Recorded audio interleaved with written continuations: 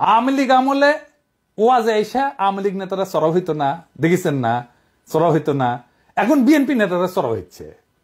এই যে দেখেন, এটা আমার শহরে বগুড়ায় মাওলানা বজরুল রশিদ মিয়া, আমি কলে খুব পছন্দ করি, খুব চমৎকার একজন আলেম, কলে খুব সুন্দর ওয়াজ করেন, উনার উপরে চড়াও হয়েছে, মিজাজ খারাপ হয়ে গেছে দেখে।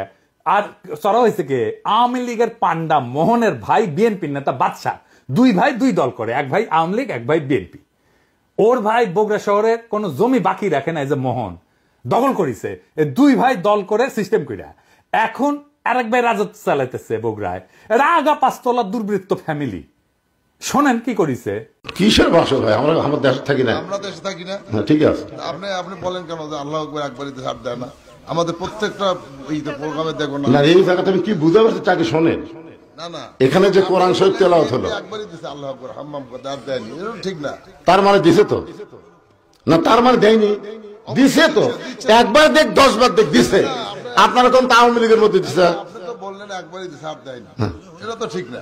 আমি একটু আমার প্রধান বক্তার সাথে বিহার করেছিলাম যে উনি বলতে চেয়েছিলেন যে একবারই হাম্মাম সাহেব বলছেন, এটা তারপর কি বলছেন আমি আসলে এই করি, যখন বলছে একবার বলেছেন আমি সেটাকে বিহার করেছি। আমরা ইসলাম কারো ব্যক্তিগত সম্পত্তি নয়, ইসলাম সকল মুসলমানের সম্পত্তি।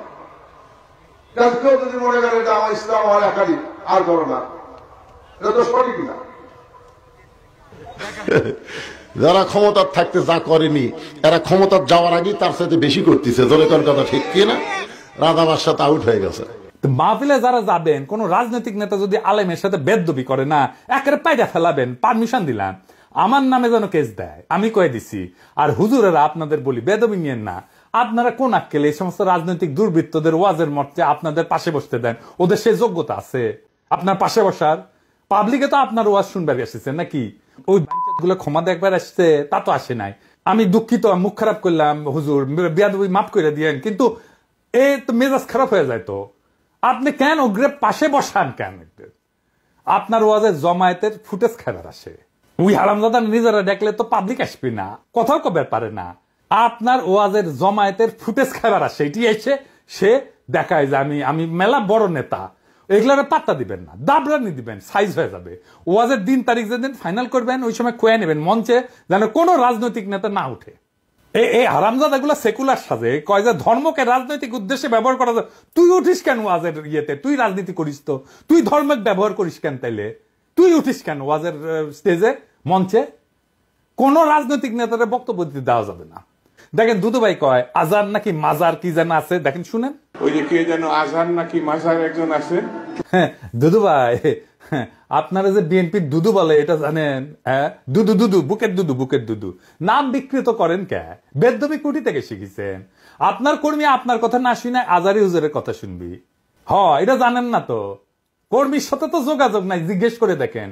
আজারি হুজুরের নাম শুনলে কয়বার সালাম দেয় শুনেন, আর আপনার পিছে যায় কি কয় শুনেন। নিজেরা বেশি হারকুলিস ভাবেন না, বুঝছেন? ওগুলোর দিন বাগে খেয়েছে। আগামীর বাংলাদেশে রাজনৈতিক দুর্বৃত্তদের ঠাঁই নাই।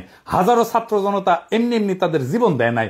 আমরা নতুন রাজনীতি চাই, আমরা নতুন কণ্ঠস্বর চাই, আমরা ফ্রেশ জিনিস চাই, সেকেন্ড হ্যান্ড মাল না। ইনকিলাব জিন্দাবাদ।